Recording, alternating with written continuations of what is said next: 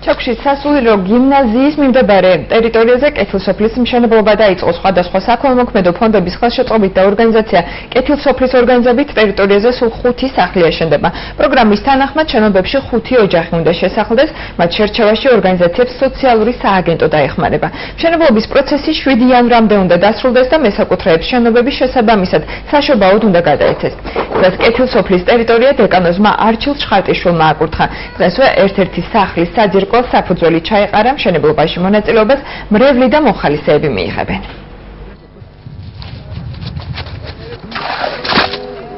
ერთობით დიდი და პატარა გაერთიანებული ვართ კეთილსოფლის აღშენებაში და ვაშენებთ და ბოლომდე მივყვებით აი ამ დინებას. ერთად ავაშენოთ კეთილსოფელი, ეს არის ძალიან მნიშვნელოვანი. ავდივართ სხვადასხვა კომპანიებში საზოგადოებასთან ურთიერთობით ერთად გვწყვეტავთ ამ ამბავს და მინდა გითხრათ, რომ რამოდენიმე კომპანია წამოვიდა დახმარების სახით, რომელმაც გამოყო ცემენტი, არმატურა, ასე რომ თქვა სამშობლო მასალები, ბლოკი, სამშობლო ბლოკი, შეშა, ხე-ტყის მასალა და ასე შემდეგ და ეს რა თქმა უნდა საკმარისი არ არის, მაგრამ რაც მთავარია ის, რომ ერთად ვაკეთებთ კეთილ საქმეს.